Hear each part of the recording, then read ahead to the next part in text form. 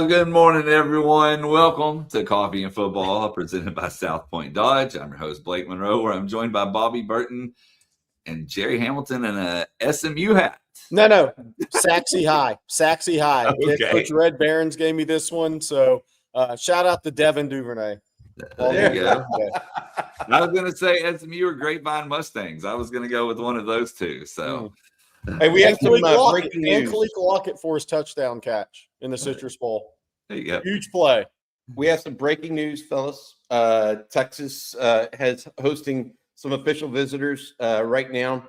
Dylan Sikorsky, offensive lineman from Oregon State, is on campus as we speak, kind of. So is Cade Uluave, the young man out of Cal, linebacker, second team All-ACC, also expected in. Well, last night came in late. Wendell Gregory, a redshirt freshman for Oklahoma State. He had 4 sacks last year. He was on campus late last night, expected to extend his visit.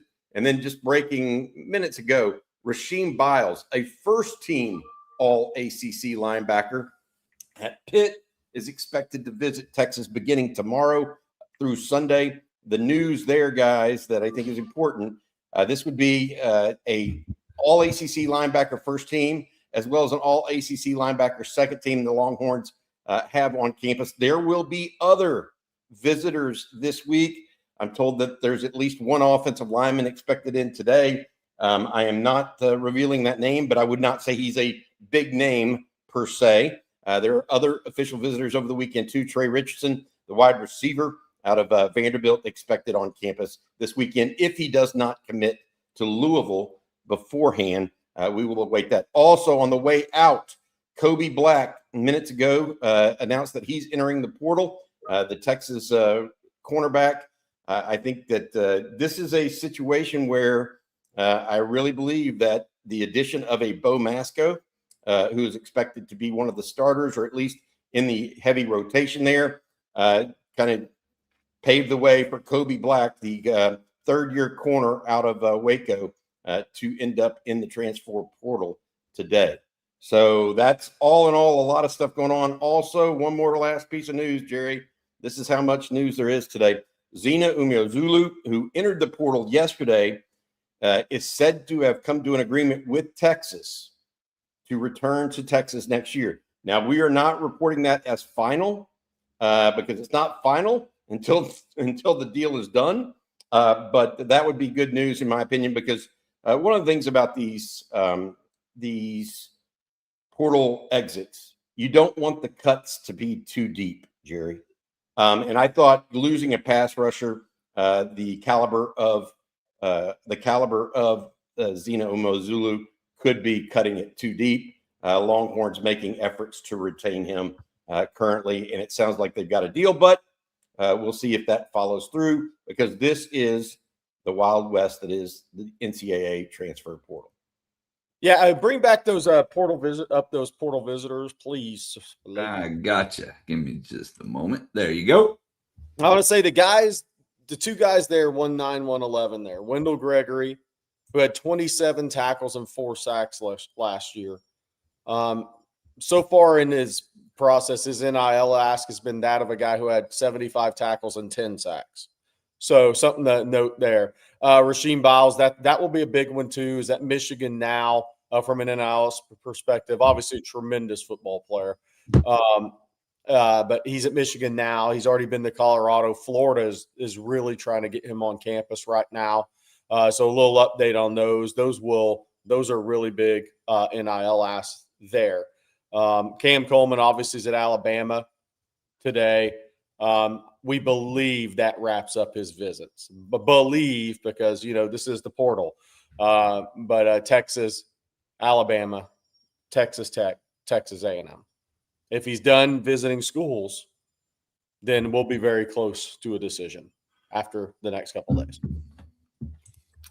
Hey, Jerry, what's that stat that we had on Rasheem Biles, the transfer out of Pitt, All-ACC player? This is credit to somebody on the OTF, probably in this chat, OTF community, posted this on our Rasheem Biles visit breaking news thread. Antonio was the poster. Antonio.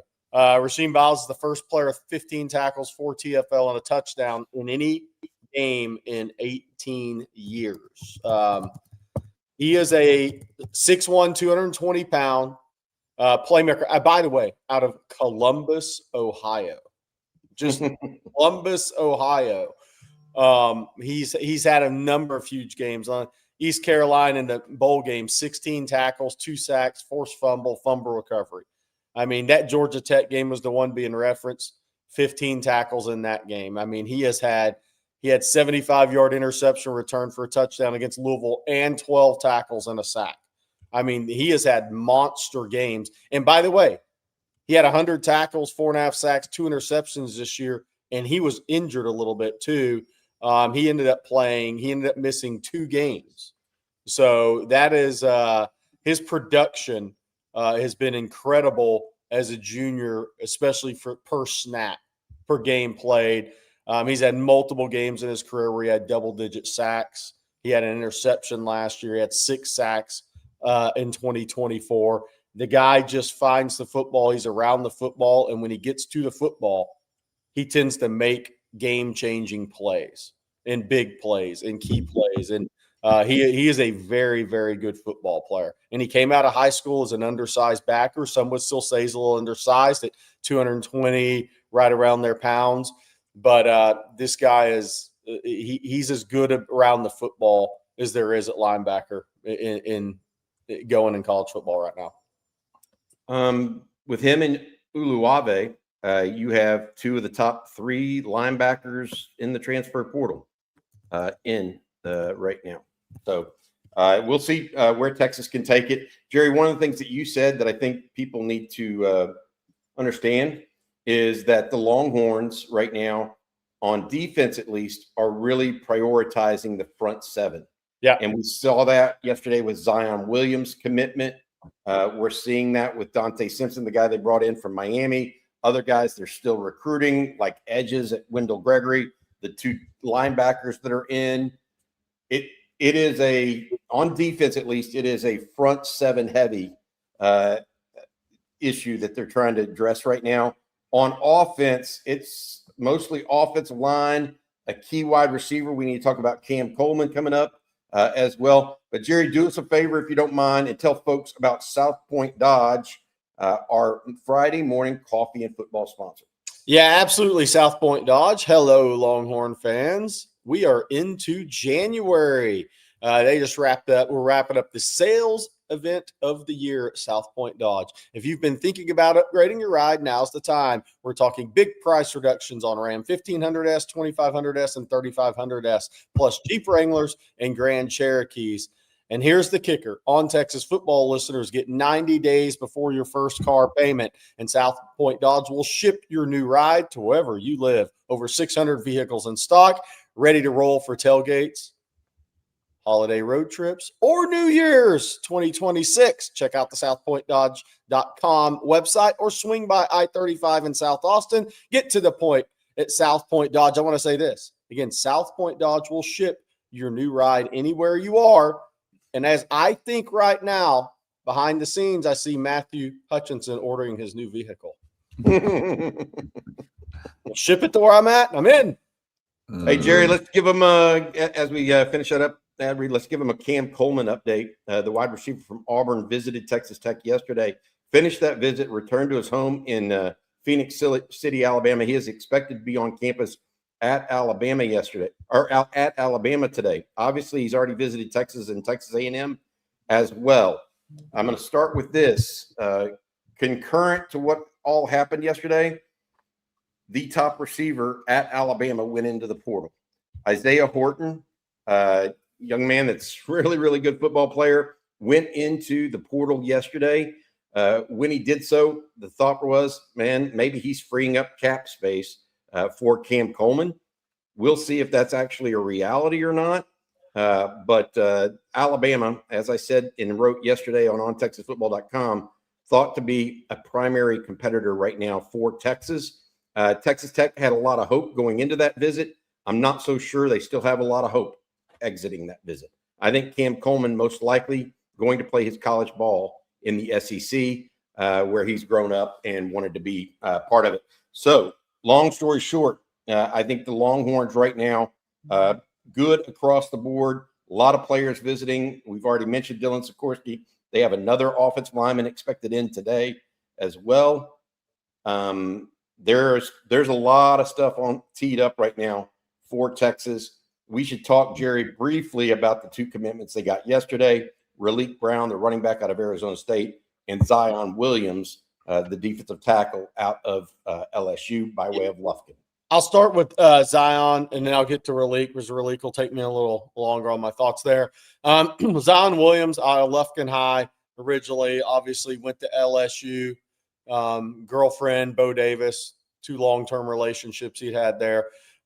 Comes back to Texas now. I thought all along with his recruitment that he was a really good fit at the University of Texas as a student athlete.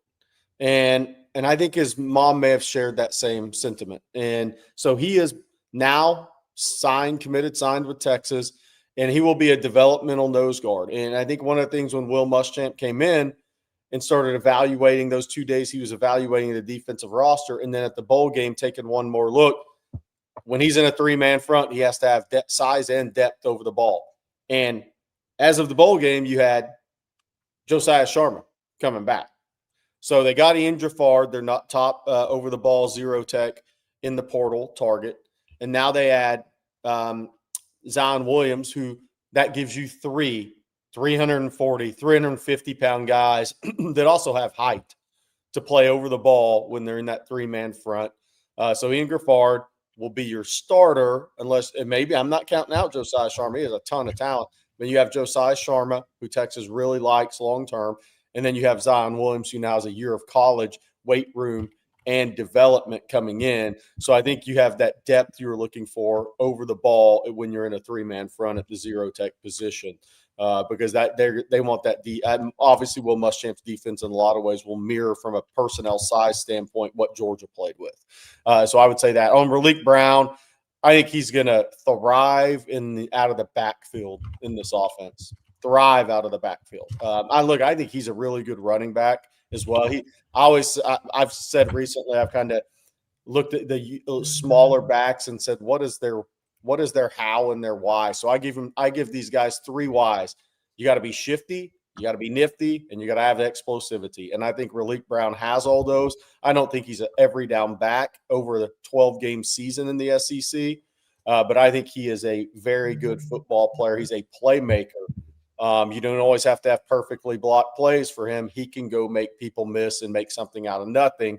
But I think really is an all-around player. Especially you're going to see him show up in the passing game out of the backfield and with some big runs for Texas. I think he's going to be a big playmaker. He's going to be an explosive playmaker for Texas. I think it's a big addition. I think they need one more. I think they need a downhill guy in the portal. It won't be a 1A. I don't think a 1A guy is in the portal at running back right now. I think it's going to be somebody that has experience in that position, at that position, with that being the talent they possess and the strength they possess to compete with Derek Cooper and the guys on campus. Good stuff. Good stuff. Okay, guys. I want to show this real quick because David Keith Williams, very astute poster, in my opinion. Of the 8 portal transfers to Texas so far, it's likely 6 will start. I want you guys to think about that. So as they're losing depth pieces, they're adding 6 guys who are going to start. Something to consider. You want to keep them all, obviously, but you're not going to be able to if you're just joining us. Kobe Black entered his name into the transfer portal this morning. We were being told that Zena Umeozulu, who had done that yesterday, may be in the process of withdrawing his. He apparently has come to an agreement with Texas to return. We'll be monitoring that, whether or not that goes official later today. A lot of people have asked about Bo Barnes. Yep. He should officially go in the portal today. If that does officially happen, he will be on other campuses this weekend. That's where that's at. So there's been no positive movement from a Texas front in the last 24 hours after that initial conversation with Will Muschamp. Okay, let's see here. We got a lot of questions. We got a lot to get to. Coach Brian Irwin, obviously going to be joining us here in a little bit as well. But let's jump over to a couple of super chats real quick. Johnny Epp says, my opinion, some of the wide receivers we're letting walk is not good. They can build a good rapport with backup quarterback for the year to come. What are y'all's thoughts? Well, I mean, the only backup that has walked is Jamie French. He announced his entrance into the portal yesterday. But frankly, Jamie French, of the 4 receivers that Texas brought in this past season, he was number 4 on that list. And in part because Michael Terry moved to running back, but so he was 3 of 3 behind Dalen McCutcheon and Khalid Lockett. So does Jamie French, is he going to potentially be a good college football player? Yes. Is he a superstar wide receiver?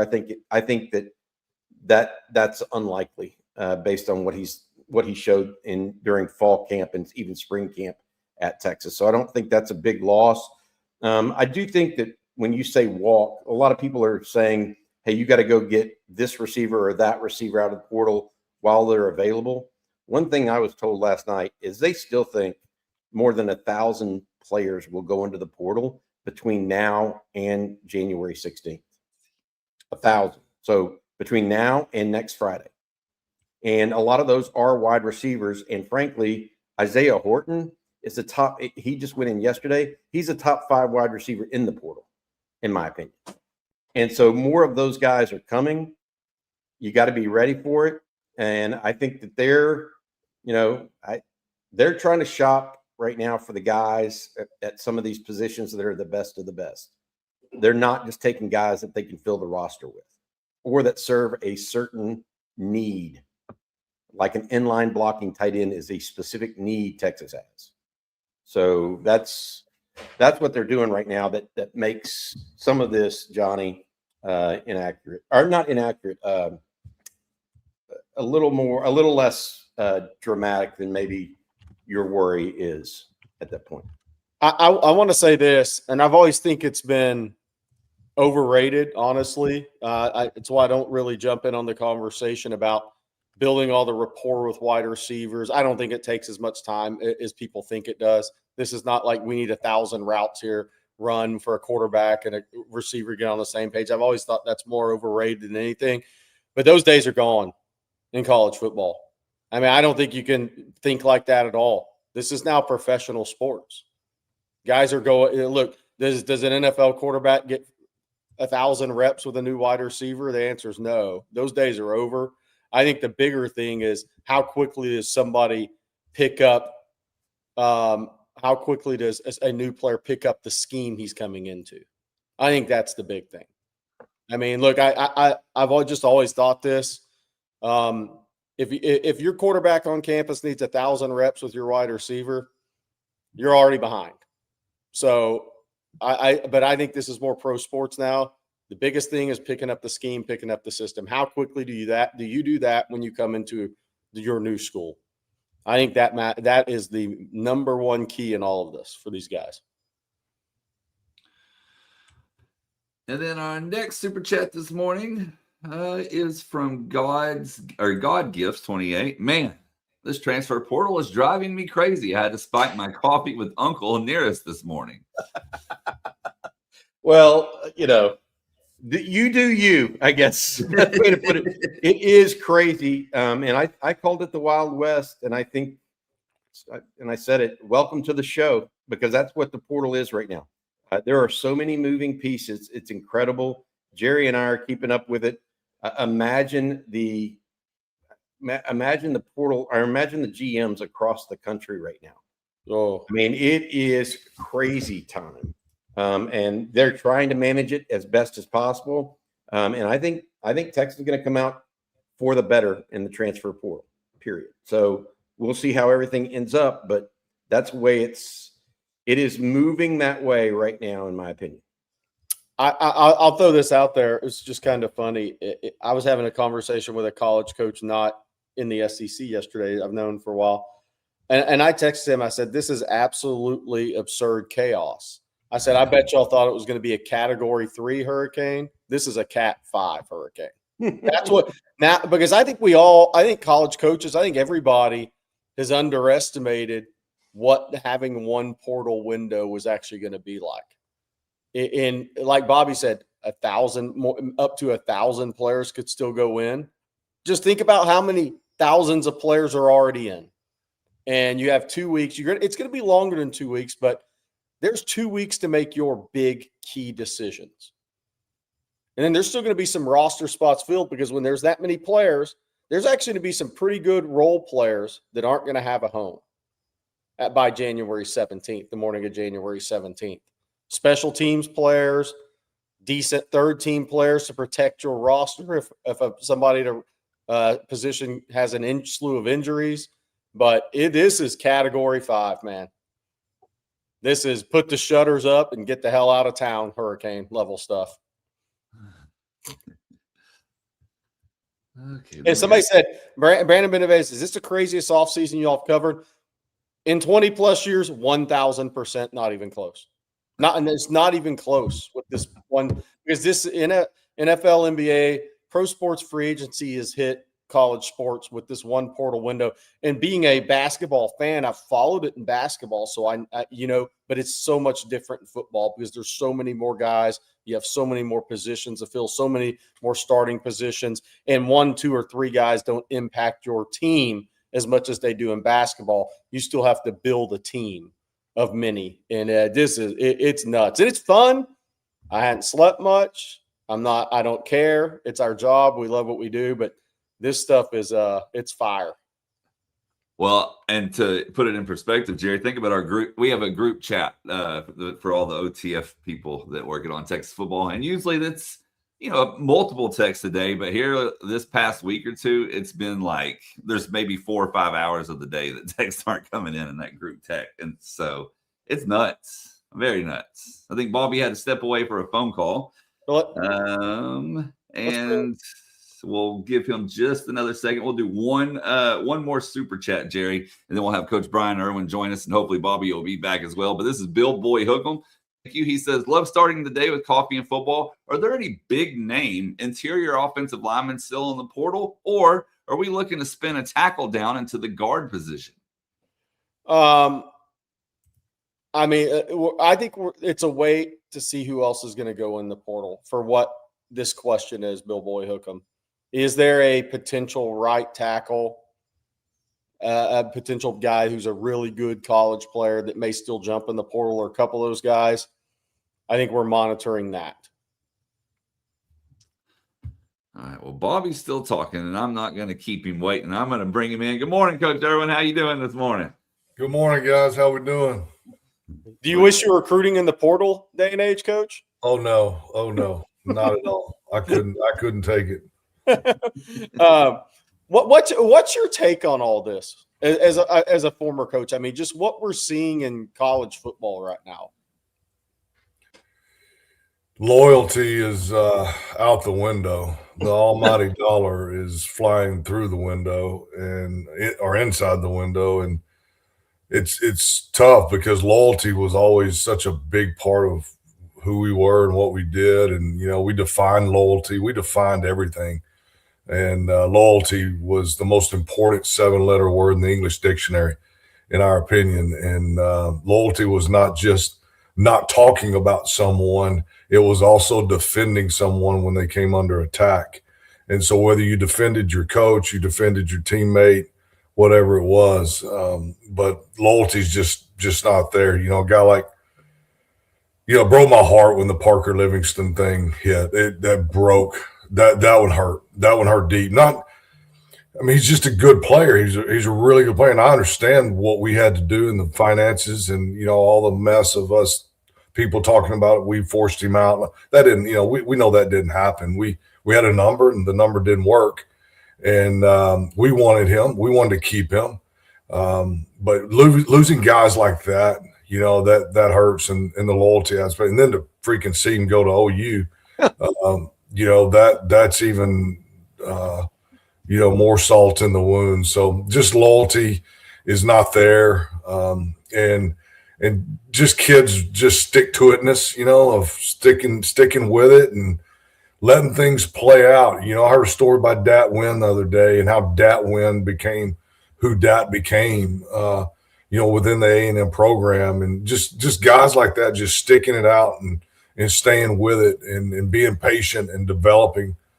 But I just don't like the fact that the loyalty's not there. I also thought about like a lot, you know, the legacy guys just aren't going to be there much anymore. Yeah, we're going to have Arch, we're going to have Colin Simmons, we're going to have a few guys, but the true just Longhorns, you know, that are 4-year, 5-year Longhorns, man, those days are gone. Yeah.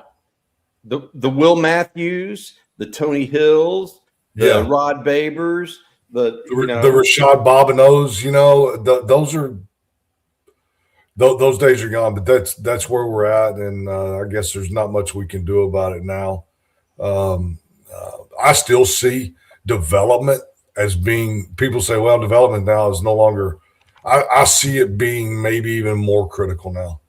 I'm just the opposite. You know, because let's say we do not get a lineman or two that we want, okay, and everybody's panicking and freaking out over this situation. I'm not. We got great coaches. Our guys know what they're doing. If we don't, we got to develop what we've got. We've got good players. They've got good bodies. They've got ability. We've got to develop them. So now it's really critical that you take that kid that you were hoping was going to be that guy. He's going to have to develop through the spring and the summer into a frontline player for you. So I see development as being very critical. You know, if we don't get another running back, continuing to develop Christian Clark, continuing to develop Simon, you know, developing Cooper, you know, development, I just see it totally different the way everybody else is seeing it. It's probably more important now. Coach, I totally agree with that because I think it's going to get lost. And where I think this programs that have a chance to truly win in development are going to be your middle Power 4 schools that now have rev share to keep some of their better players from leaving the portal and going to the bigger programs. I agree with you. I think as this thing kind of goes through its changes and rough waters, I think it's going to come back to player development at some point and how important that actually is, because there's going to be so much, you know, there's the great part for the kids and the opportunity that the NIL provides to them. But there's going to be a lot of, once you get that amount of money, your love for the game is going to go quickly as a young adult, because your dreams have almost been reached without ever reaching that maximum NFL goal you had when you began playing football. Yeah. You're going to be feeling like you're there now when you're not really there because your bank account's telling you you're close to being there. I think that when we look back on this in a few years, some are going to be successful. The great players are the great players, and the coach. I think coaching, from your standpoint as a former coach, I think these locker rooms in future years are going to be so interesting to talk about in 10 years, because these are not 26, 27, 28-year-old pro athletes. Yeah. These are 19, 20, 21-year-old guys now with a lot of money, a lot of them, and then some won't have it. And how hard is it going to be to keep a locker room together, Coach? I think that's the biggest challenge for coaches in the next few years. Most definitely. That's a great point. Hey, Brian, got to ask you, taking a step back from the loyalty and the some issues that you feel like this is taking away from college football, which I think everybody here probably agrees with, right? I mean, that's part of the fabric of what has been college football and what it means to us. Roster construction going forward.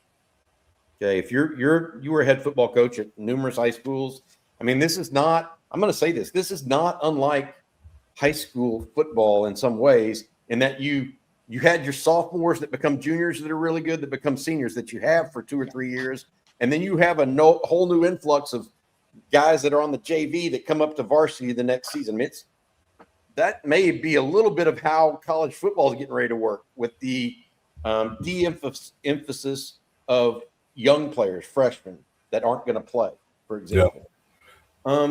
That's exactly what I'm talking about, Bobby. Yeah. That's where the developmental piece really, really comes in.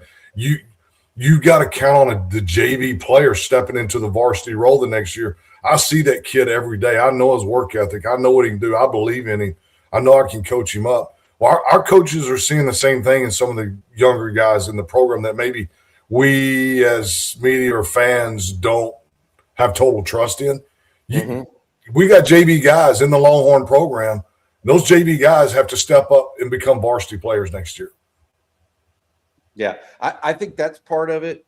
And I want to ask you, what way would you go about building the team?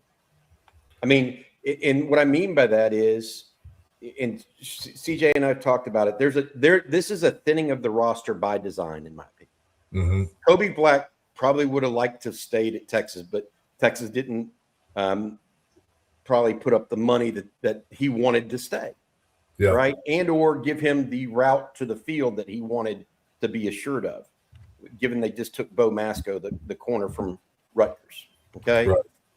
So do you start taking less high school players, or do you concentrate your efforts on only elite high school players? Do you take more developmental prospects? My thought process is, I understand what Texas is trying to do.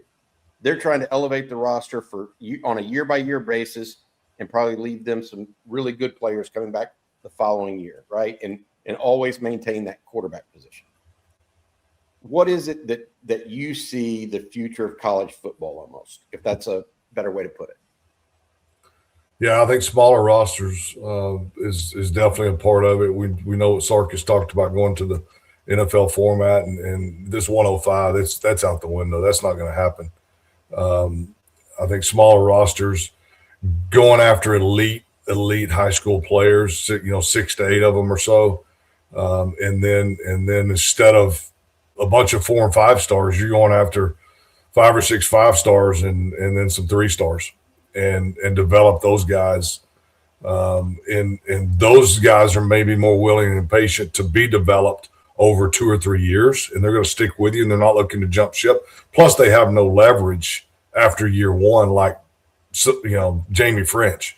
Right. So you've got them in the program. You're building loyalty, and you develop them over 2 or 3 years, and then you go get what you got to go get in the portal to plug holes, whether it's a kicker. And I know a lot of people, the sarcasm, the whatever regarding who we've signed so far. I love it, man. I mean, we went and got a kicker, we got a punter, we got a deep snapper. I mean, watch the way these programs that are playing right now. Watch how they kick the ball and punt the ball. The cat from Ole Miss and the way he kicked last night. They came up short, but still, that's a championship kicker. So those are just as important sometimes as a right guard. And that's just the way I see it. Ask Illinois State. Illinois State playing Montana State in the 1AA championship. And they can't even kick an extra point. If Illinois State can kick an extra point, they'll probably pull one of the biggest upsets of the season this year, because they can't kick the football. And you can watch that kid's body language before the field goal, actually, to try to win the game. They got blocked. I was watching his body language, and I'm like, this kid ain't making this kick. I mean, he couldn't even. He had blacked out. So anyway, it takes the whole thing. You got to have a deep snapper, just like you got to have a right guard. You got to have a kicker, just like you got to have a left tackle, and you've got to develop the entire football team, because one weak link in this thing, and you're cooked. Got it.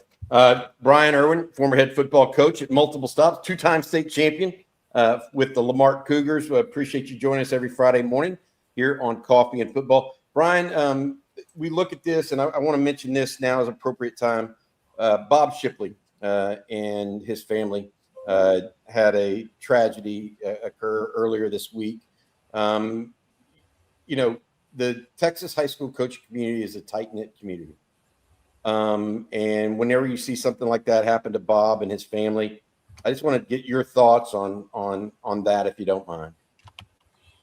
It's heartbreaking. I reached out to Bob right away through text, and I know my brother did too. My brother led the coaches outreach in his program at Belton. He was close to Bob also, and of course, I'm close with Bob. Man, it's so heartbreaking. I think about it quite a bit. I know you guys probably do too, especially in the midst of what we're going. We've got people really focused on and straining and stressing and high anxiety over some things within the Texas football program, but we've got sons and daughters that are being burnt, going through divorces. One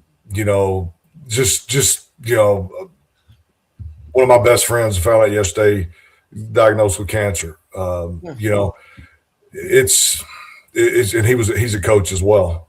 So it's tough, and we've got to have, we as a society and we as in this community, this on Texas football community, even we've got to have balance in life. Man, I love the Texas Longhorns. I love them.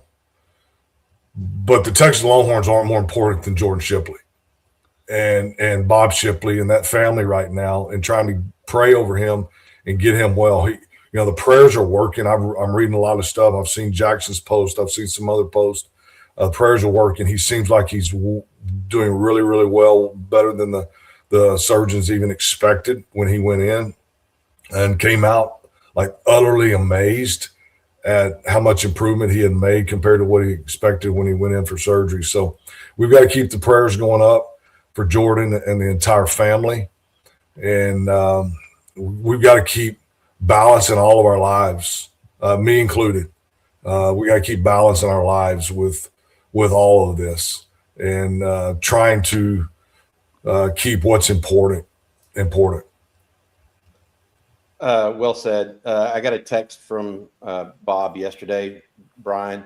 He said yesterday, or he actually wrote me, he said today was a very good day for Jordan, which is great. And we'll keep everybody in our thoughts and prayers. All right, that's Brian Irwin of On Texas Football, former Longhorn, former Texas high school football coach. Brian, you have a good one, bud. Have a good weekend. Hook 'em, man. Appreciate you very much. Always fun to have him join us. Hey, guys, I've got to get out of here. Jeff Howe is getting ready to join us as well. I want to mention this couple news notes before we leave. Trey Richardson, the wide receiver out of Vanderbilt, has pledged and signed with Louisville, so he will not be visiting Texas this weekend. On a different note, I had made mention of an offensive lineman visiting Texas today. And I said he wasn't a big name per se, but he is going to be visiting. Yale All-Ivy offensive lineman Mikey Bennett, 6'5", 320, first team selection, is expected on campus today. He's also being recruited by Oregon. So while he's not a big name, it is somebody for you guys to know. Again, that's Mikey Bennett, offensive lineman guard out of Yale. Out of Yale. It's supposed to be on campus today. So that'll do it for me. Jeff Howe, you taking over. I need to do one read before I get out of here, guys. And that is our friends over at Mint Mobile. If you're looking for a better deal right now on your wireless provider, look no further than Mint Mobile. Mint Mobile has $15 a month plans for new users, starting at 3 months for just 45 months. A very good offer. Now that the holidays are over, it's time for you to figure out how to save some money and pay for that Christmas bill you got. Mint Mobile, compared to my old carrier, I get the same quality service without the massive monthly bill. And right now they're offering 50% off unlimited premium wireless. This service has been just as reliable as what I had before. I'm just paying a lot less. This January, quit overspending on wireless with 50% off unlimited premium wireless. Plans start at $15 a month at mintmobile.com/ontexas. Again, limited time offer. Upfront payment of $45 for 3 months, $90 for 6 months, or $180 for 12 months.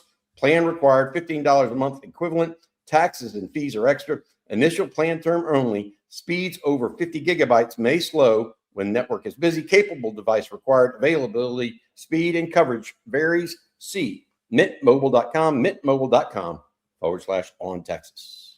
All right, Bobby. Thank you so much, and we'll see you later, man. You guys have a good one.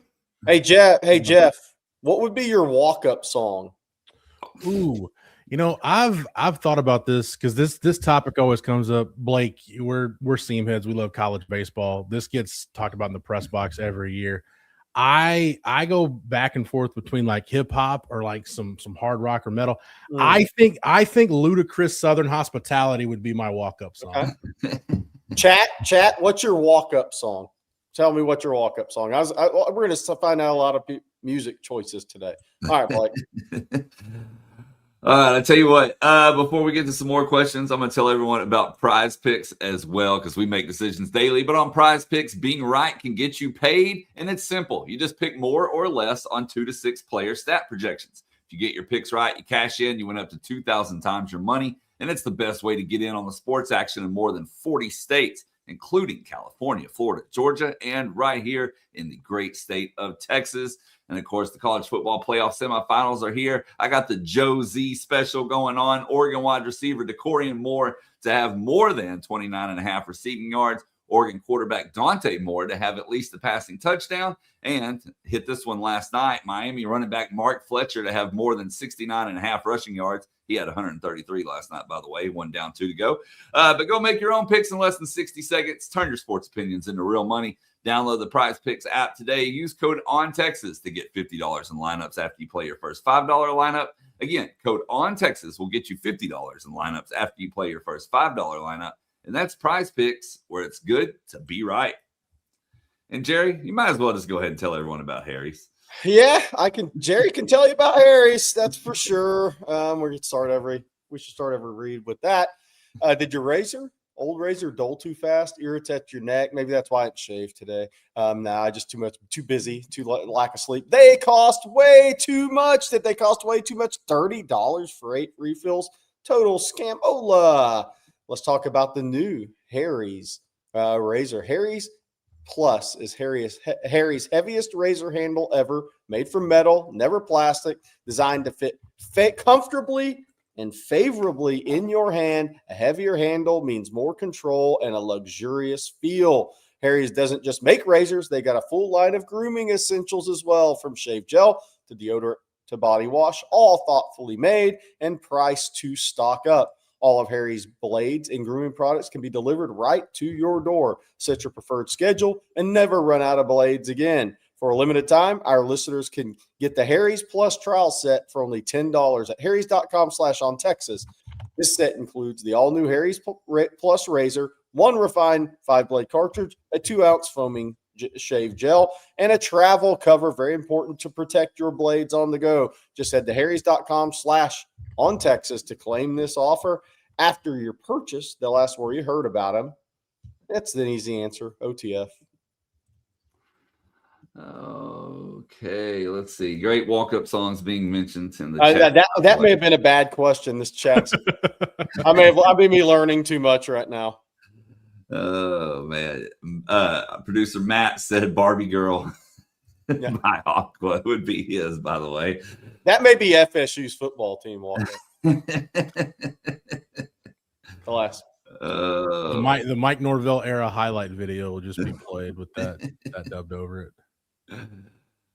All right, let's jump into some more super chat. Someone asked what Colt's walk-up song is. I'm trying to remember. I'll look on Spotify after I ask Jeff and Jerry this next question. I cannot remember the name of it. I have it saved.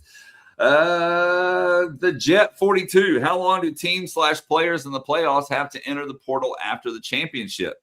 Will we have a chance at some of them? 5 days, I believe, is that number. So it'll be interesting. I think what's interesting to me, and let's talk about the Miami Ole Miss game a little bit here, and then we're going to reset portal.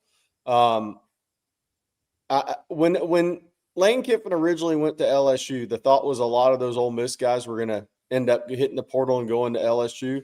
I don't think any of us believe many are anymore. I mean, Keywan Lacey's already has his deal to go back. Doesn't mean things can't change. Already has his deal to go back. A number of other Ole Miss players. I think it's going to be interesting to actually see how many guys from Ole Miss end up at LSU. And I'm not saying it's going to be none, to be clear. But at one time, I think early on the thought was, it could be 15 or 20. I'll be surprised if we get to that number. The game last night, I'll tell you this. I mean, I'm always real. Congrats to Carson Beck. I've been hard on Carson Beck because he's been such an interception machine. But Carson Beck, he had to make plays last night in the passing game to win that game, and he did it. So congrats to Carson Beck on that. I think he's grown as a quarterback from some. I still don't like what he said after losses this year, blaming players and coaches and whatnot. But I think he's grown as a quarterback this year late in the season. I have seen him making better decisions. The crazy thing about that game, a couple of things. Miami may have dropped 3 interceptions in that game. It's crazy that they didn't get one of those. And they were like batted balls up in the air, just like in the breadbasket interceptions they dropped. But the one thing I wanted to say about Miami's winning football games right now the way I think any fan would want their team to win football games. They're dominant on the defensive line. They didn't have sacks last night. We talked about that going into the game because Trinidad Chambliss, Marcel Reed, even though he's shifty, he's 179 pounds. He's easy to get on the ground. Julian Sand, easy to get on the ground. He's a pocket guy with good feet and movement in the pocket, but he's still a pocket guy. Trinidad Chambliss is totally different. He's a hard guy to get to the ground, and that showed last night. And what a game by Trinidad Chambliss in loss, by the way. But Miami, they can run the football with power, run game on command. They can run it when they want to. They can run it when they need to. They can run it when they have to. They can run it to win a game. They can run it to keep a drive alive. Then they have a great screen game around that. Their defensive line can get after the passer. Their secondary is physical. Their linebackers are fast. They're winning games the way I think any fan would like to see their team win games. And I give Mario Cristobal credit. This is where guys get better and improve and adapt as coaches too. We always talk about the players. Think about some of those early losses at Miami. Think about the Georgia Tech game. Think about how ugly that was. Now think about his improvement and what he has done as a coach, because it's not just getting better players, and he has, but he's built some of that from his recruiting, right?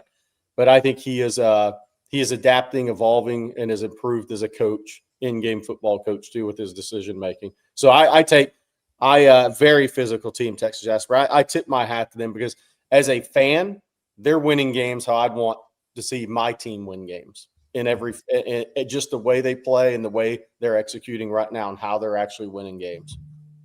To bring it back to Texas real quick, Jerry, I look for trends, and I think the Eagles set a trend in the NFL that I think a lot of people across football are trying to copy now.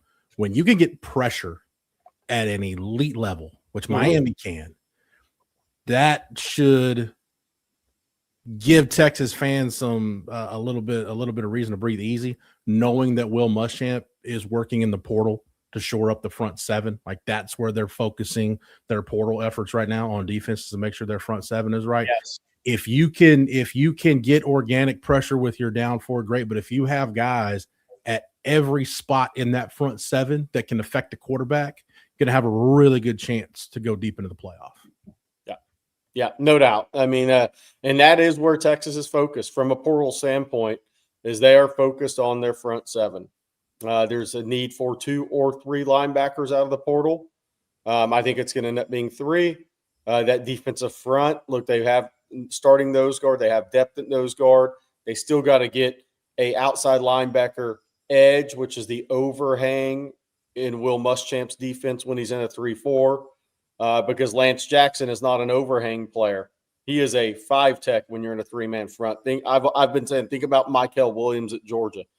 You're a 5 tech and a 3-man front. You're not going to be an overhang linebacker when you're in that 3-man front. So I think that Texas is going to be very aggressive here at the close in the front 7. Linebacker, edge, possibly a disruptive 3 when they're in a 4-man front as well here in the portal. Obviously on defense. On offense, they got to sign 3 offensive linemen. And then I think there's still need for a big running back. And the number is moved to 2 at wide receiver. Trey Richardson is now off the board to Louisville. So we'll see what happens at wide receiver. Obviously, Texas is playing Cam Coleman out all the way out till that decision, as they should. So that is he's at Alabama today, Texas, Alabama, Texas Tech, Texas A&M. Yeah, the other thing with Carson Beck, Jerry, that's interesting is I think you look at his last year at Georgia. I think people forget Georgia didn't run the ball that well last year. You know, Trevor Etienne was banged up. They had Georgia just was kind of hit or miss last year. A lot of injuries on the offensive line. Yeah, it just seemed like when they were at their healthiest, especially Trevor Etienne was the 2 Texas games. I think that was the healthiest he was all year. But you know, Miami with their offensive line and with Mark Fletcher and the ability Malachi Tony has to make plays in space, they're not asking Carson Beck to make every play. It's like, hey, we need you to go manage this one drive or these 2 drives. We don't need you to go out there and be Superman. Just manage the game, and we'll ask you to make a handful of plays. I think that probably, Jerry, honestly suits him better than just giving him the ball and saying, hey, you know, kind of like Texas had to do with Arch this year. Hey, snap it to him and hope something good happens.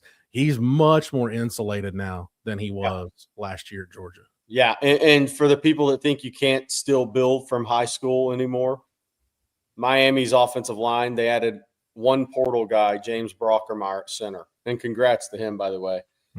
Obviously, Blake Brockermeyer, a great Longhorn player. His son started out at Alabama, had a bad ankle break, has overcome all that, went to TCU, then came to Miami this year. So congrats to him. I think he's going to have an NFL career.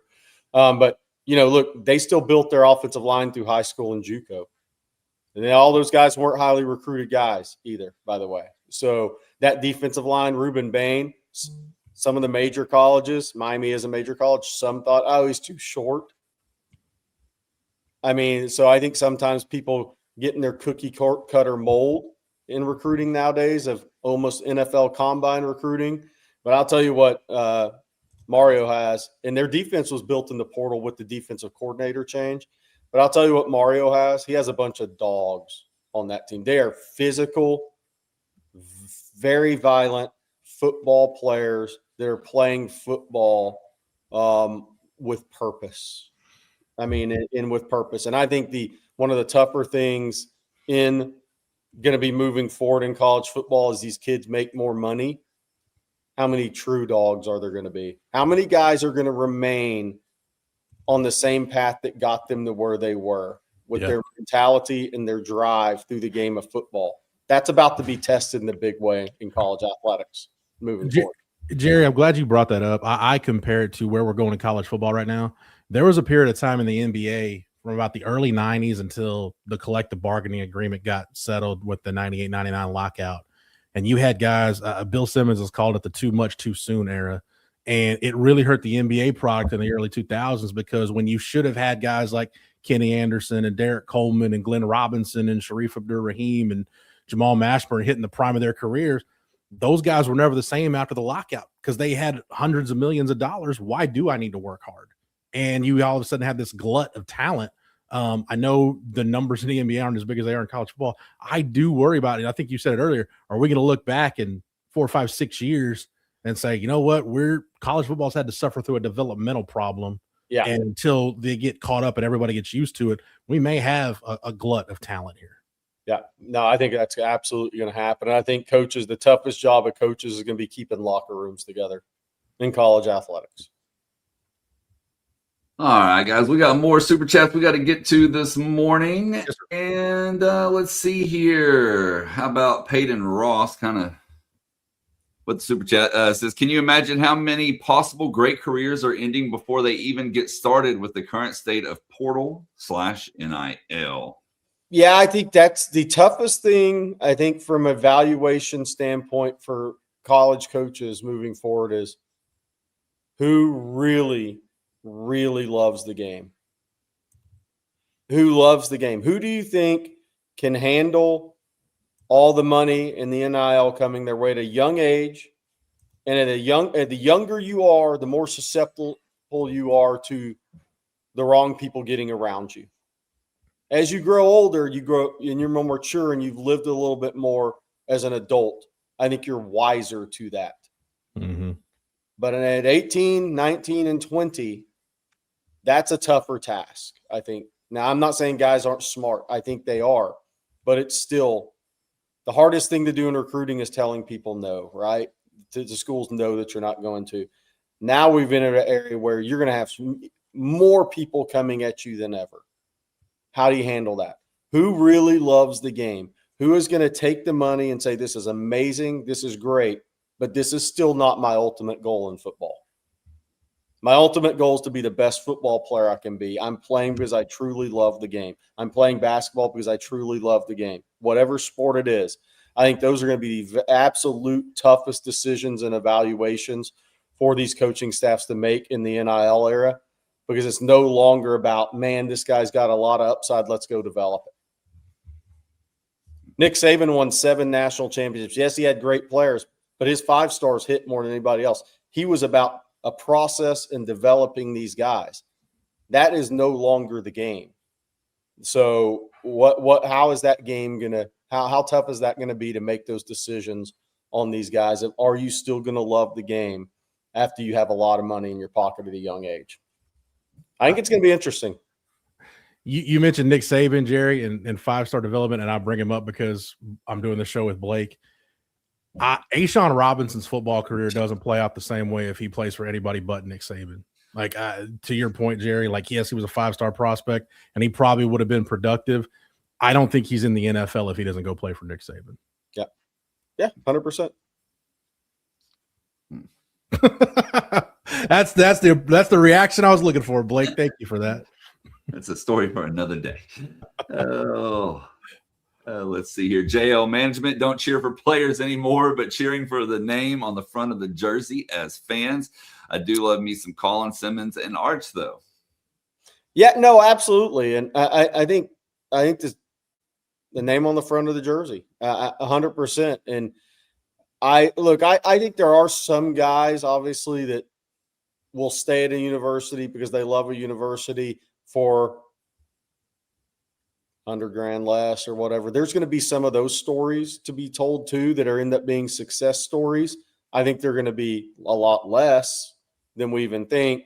But I think that's why I think it's so important to find as many of the guys as you can that really love football, that the money is not going to affect their bottom line love of the game.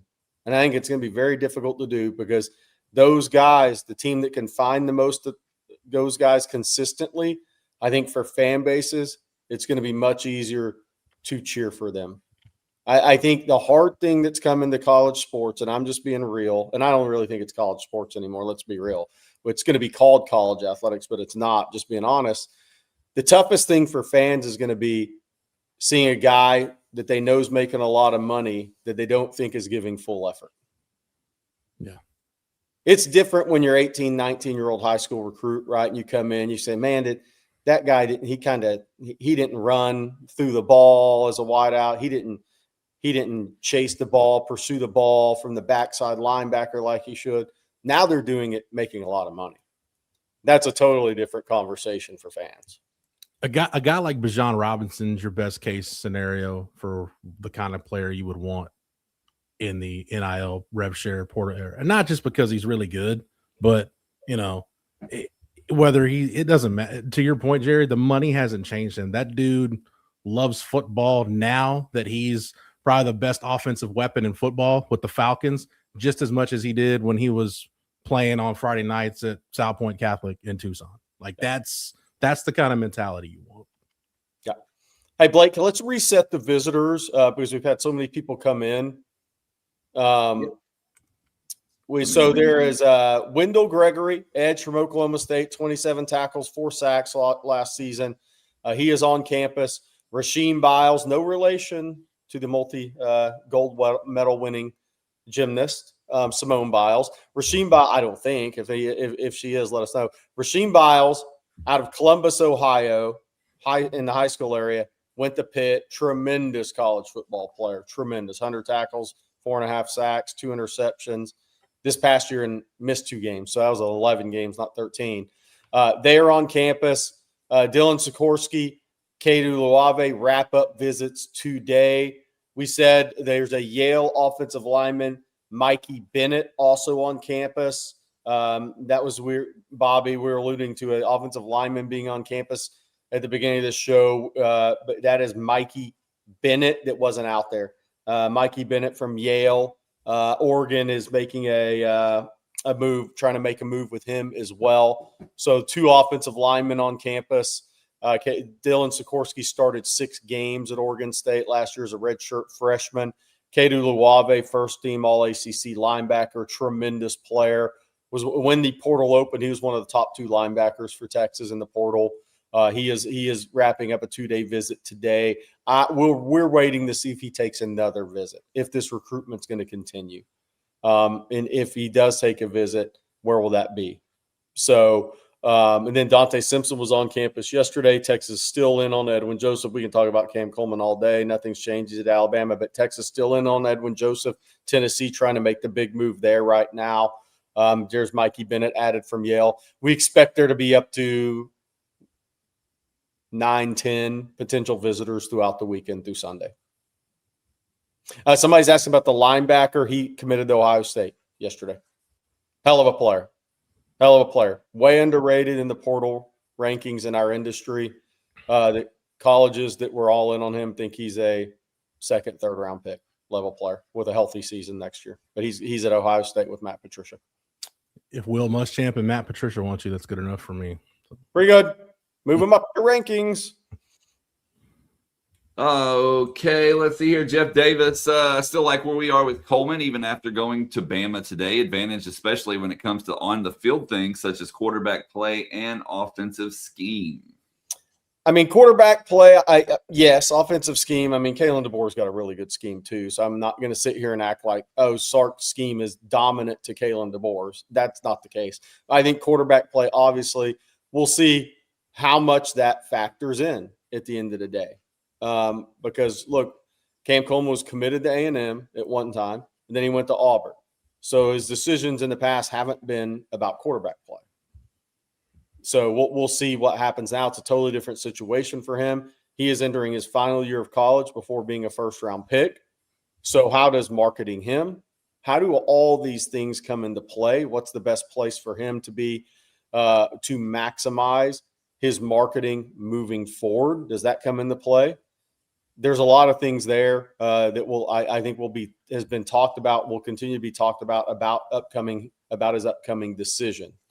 But I will say, from a scheme standpoint, I'm just being real here. I mean, quarterback play, Arch is the best quarterback, and that would give you great marketing next year. So everybody's 100% agreement on that, and he would still be playing in the SEC. From an offensive scheme standpoint, I mean, Alabama's got a great scheme too. Yeah. It's not like they're stuck in the 70s here running the football up and down the field. They got a great scheme for a wide receiver. DeBoer is really good. And Chris Goodson drums. How emotionally taxing is this on the coaches, especially Sark? Obviously, they get paid to put the best team on the field, but it has to hurt losing players that you've built relationships with. I mean, I think some of those you're making the decision to move on from too. So I think those are difficult conversations if you have those conversations. But is it taxing on the coaches, GMs? And I'm seeing it across college football. I'm just talking about Texas here. There's a lot more than one team. Oh, it's incredibly taxing. I was talking to a assistant coach towards the West Coast, out on the West Coast yesterday. It's extremely taxing to these guys. There's so much element of unknown. So much more element of unknown than they've ever had to deal with in a college game. That yes, and they know it's not a 60-meter sprint, it's a 200-meter sprint, but you're in the turn. You're in the turn right now on Friday. A week ago, the portal opened. You're now on the turn of the 200-meter. And there are some tight sphincters around the country if you haven't filled your needs. The pucker factor kicking in. I will say, Charles Jerry, Barkley could have said that a lot better than I, but I'm not going to say what he would say on this show. 100%.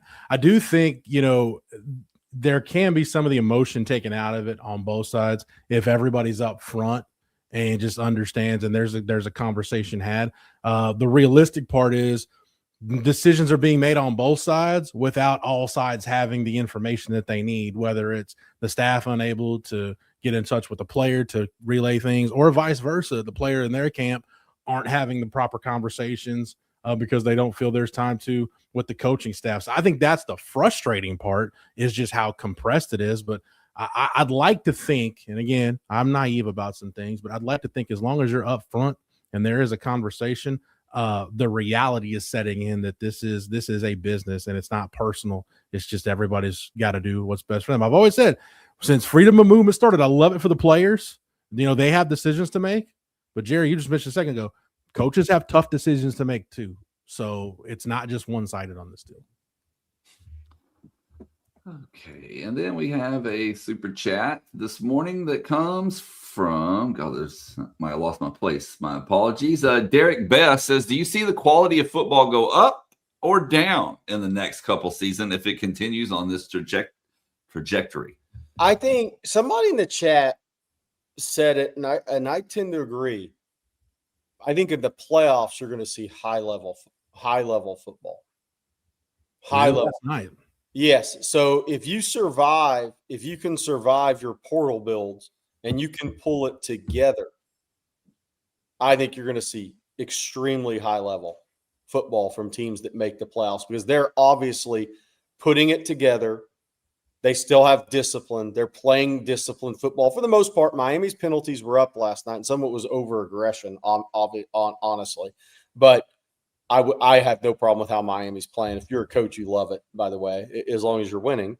But I think if you can pull the whole thing together, your locker room can be good, you play disciplined football, and guys are playing, obviously, for a cause. I think, are you playing for the cause once you start getting all that money on these kids start getting all the money, young adults start getting all the money? Can you keep them playing for a cause? I think the people who can do that and pull it together, I think you're going to see tremendous football in the playoffs. I think there's going to be some sad tales of some of these teams as well, but I think you have a chance to see tremendous football in the playoffs. I think even in a league like the SEC, the coaches that are going to go take their teams further are the coaches that are going to be the guys that are really buttoned up and do a great job paying attention to details because there are going to be fewer and fewer games on your schedule where you just go out on the field and just flat out talent people.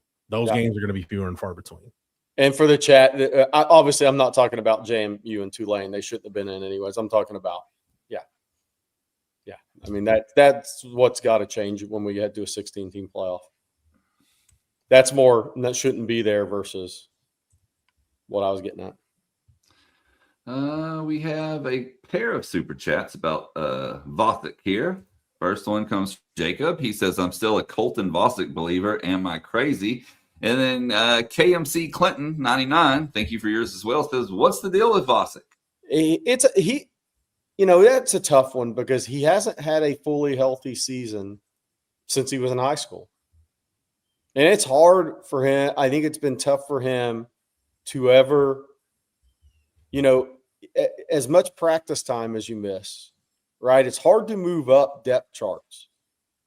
It's hard for a coaching staff to really think about him in the way they do other players because he's always been injured. And I think if he had health on his side, I think he would have been a really good football player for Texas and in college, but he has not had health on his side. And that does truly affect you. You miss too much weight room time. You miss too much practice time. And he's battled that throughout his college career. Coordinator change, Jacob, could be good for a guy like Vosick because if he's healthy and he's there and he's working every day, Will Muschamp's seen some film. He's talked to some people, but most guys, you get a clean slate when the new coordinator comes in. So change could be good for him. Yeah. By the way, I think people have been asking what Charles Barkley said. He once said on TV, you couldn't drive a nail up his butt with a jackhammer. That's how tight he was. So that's that's I think is how some people are feeling right now in the portal. They're trying to recruit guys and fill their rosters. Any news on Uluwave, the Cade Uluwave linebacker from Cal that's at Texas right now? Look, there's confidence. What does confidence mean in the portal? Can be great, or it can be oceanfront property. But there is confidence. There's confidence in Mikey Bennett. Don't sleep on Mikey Bennett. Good athlete. Rod Baber score. says Supreme Ruler by Kublai Khan. I hope I'm saying that right. What happened with Washington? Seen loss of playing time or dollars? Hook 'em. Blake? I knew you were going to do that to me. I knew you were going to do that to me. I think, trying to think how to word this, that he, just a change was pretty much a good thing at this point, just to change the scenery. And it was a very tough decision for him. Let's just put it that way. He was very torn on what to do. Obviously, he's in the portal and we'll be taking some visits, so we'll see what happens. But yeah, I think it was an extremely tough decision for him. Justin Yarbrough, with high school recruiting going to change what the number we can expect to sign 17 to 22. I hope we can get some positive news on Bo Barnes today. This portal cycle has caused my nicotine intake to increase. Jerry, I would say on Bo Barnes, I don't think it's trending that direction right now. Can things change? They can always change. High school, Jeff, I think it's going to go lower for some teams. I think you could see some 13, 14, 15 classes with some teams moving forward. And it's going to push some D1 talents to D2 to start their career. Yeah, I think it's kind of case by case. Part of me thinks I think you could see maybe the G6 schools have smaller high school classes because that trickle-down effect, they're going to have the opportunity to get better players. Those guys they missed out on the first round, they're going to have the opportunity to get some of those guys out of the portal. I think with the Power 4 conference schools, I think you could actually see those schools sign more.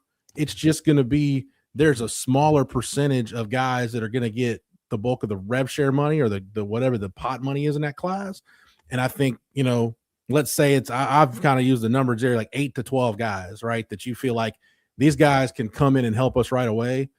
And then there's the next probably 15-ish guys that could take little to no rev share and are more developmental guys. So I just think it's going to, when you look at a class ranking, a recruiting class ranking, and I know, on 3 and 24/7, you've got the number, the equivalent value. I think those numbers at the top are going to be a lot smaller than they've been in terms of like the class value number. I think that's going to be a lot smaller going forward than we've seen it. And then our next one here comes from Bradford. Thank you, Bradford. He said, I saw a number that 350 to 450 / 18,000 players that have entered the portal since it started have been drafted. Oh, okay. 350 to 450 out of 18,000 players that have entered the portal since it started have been drafted. Is anyone telling these kids these type of things? Also, loss of value and degree from going from, say, Texas to Oregon State. Are anybody telling these kids these type of things? No, everybody's trying to use the kids to make money. 100%. Everybody's trying to use these kids to make money. And anybody that says they're not is a total liar. Period. That's what's going on. It's true. And now look, there's things from the college side. And look, hey, somebody came in as a freshman. He's not going to develop as fast. Maybe you're having a smaller roster. So some of those guys aren't going to be able to make as much money a year or two. So they're going to go somewhere. We talked about all this ad nauseum, but the advice for all these kids, no, everybody's trying to make money off the kids. And look, it is what it is. So, but anybody that says it's something otherwise, I'll call BS on that one all day. And that's it's part of it's where we're at in the process. I feel like everybody, Jerry, some people out there wanted like the Disney scenario where everybody wins in the end. There's going to be some losses in this deal. There's been some tough losses, and you've used the term, and I agree with it. Somebody's going to get left holding the bag. You just hope that it's not your school, and if it's your son or daughter caught up in the transfer portal madness with one of these sports, you hope it's not them. Yep.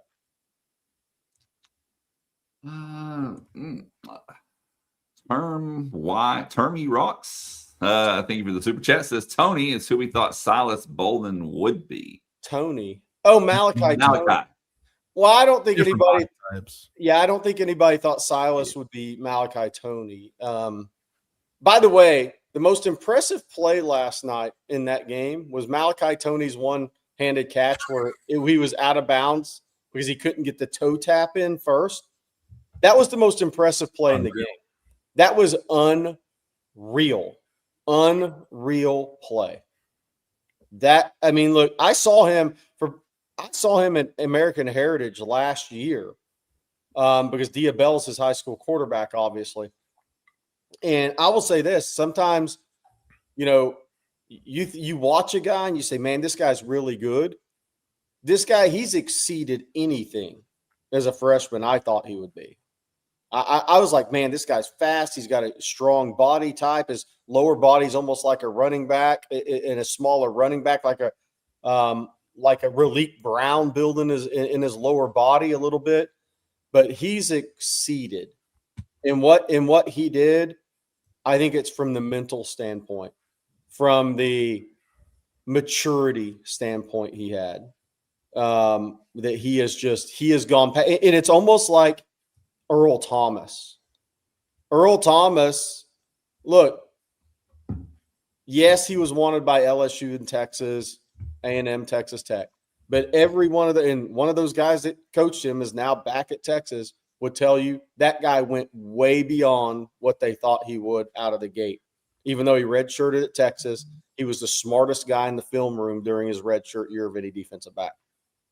So sometimes guys just go zip right back past where you think. And by the way, some people are like, well, why didn't Texas recruit him? He was going to Miami. That kid was going to Miami. When he decided he was going to leave high school a year early, that dude was going to Miami. I don't know about Silas Bolden, but in that old Tom Herman offense, that Urban Meyer pro spread, he'd be the perfect H in that offense. Yeah. All right, our next question this morning comes from Pie to the Sky. Are regional rivalries dead in the portal era? I'll say this. If you were at one of the last two Texas A&M games, I was at the game in College Station last year. You go to Texas OU. No, because once you get to game day, that stuff doesn't matter. I'd like to think that's going to stay the same. Here's what's so interesting about the portal is I think initially when all this portal came to be reality and NIL came to be reality, my thought was, we're going to lose. We're going to lose these rivalries. It's just not going to be the same. People aren't going to be as familiar with the players on their teams. For Texas, everybody in the chat, is the Texas OU game going to mean a little more next year with Parker Livingston at wide receiver for Oklahoma? I think there could be a little more fire and vitriol if these guys are transferring to the rival, which is it's happened multiple times. I think it adds a little more juice to it these days. That was something I wasn't thinking about at the time, that now you look at it and say, it may bring a little more vitriol to next year's game. There will be more. And I'm as crazy as it sounds, at some point there will probably be a player on the Texas roster that ends up at Texas A&M or vice versa. Yeah, A&M tried like hell to get Trey Wise. Or they talked to him, unless they tried like hell, because they could have obviously money with them probably. But they talked to him. That was one of the first calls he took that was made. I mean, can you imagine if you're an Auburn fan right now? The fact that Cam Coleman is even entertaining visiting Alabama, that you could play on both sides of the Iron Bowl. I mean, yeah. Cam Coleman once threw toilet paper on your tree, man. Now he's about to poop on it if he goes to Bama. Rocky P caught me. Amari Niblack's already done it. Played for Yep. Texas one year, played for Texas A&M the next. So, I mean, he did. I don't know how much he played for either side, but yeah, point stands. Yeah. Let's do some quick hitters here, asking about certain players. And Somebody's asking about Michigan offensive linemen. Both of the guys that visited Texas, Sprague and Gornera, did return to Michigan. yeah. Brian wants to know, Jerry, do you think that Texas will go after Horton now?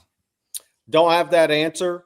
Now with Trey Richardson off the table, but Trey Richardson more to take the top off the defense from the slot position. I think that's what Texas is looking for in the portal to go with, obviously they're staying in on the Cam Coleman recruitment. I think until Cam Coleman makes a decision, I think there's going to be some stagnant there. But I think they were with Trey Richardson, what they were looking for was that take the top off the defense from the slot position. So whoever can fit that role for them is what I think they're going to be looking for. Somebody's asking about Ty Haywood.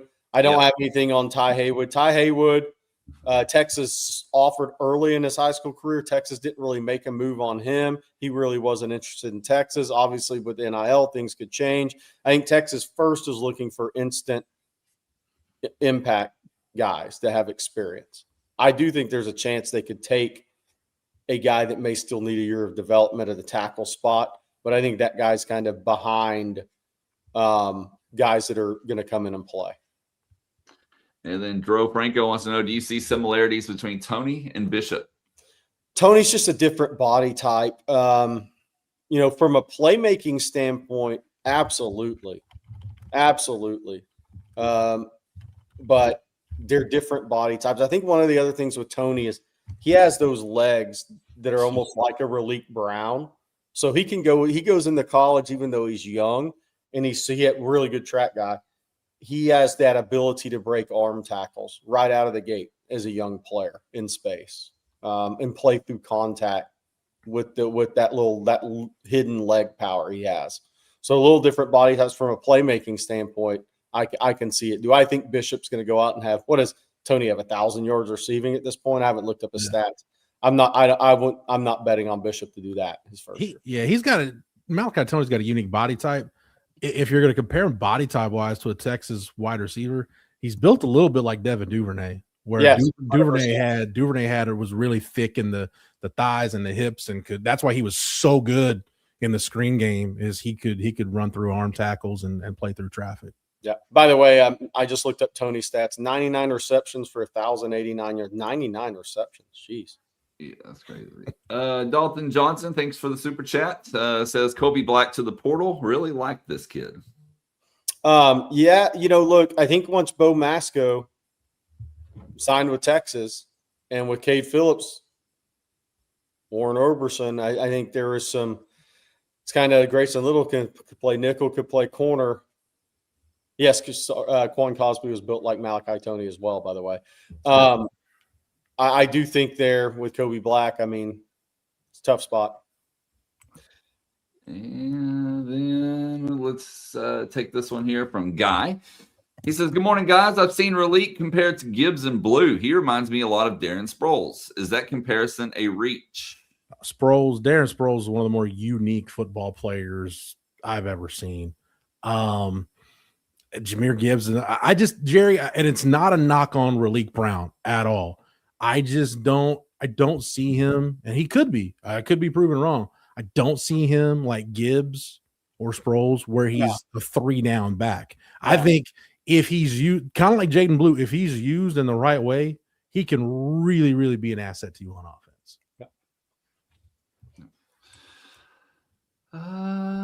And then we have one here from Sugar Poppy. He says, are we actually in danger of being worse this year? Texas has a lot of talent on their roster. I think defensively, Will Muschamp's going to bring some really positive things.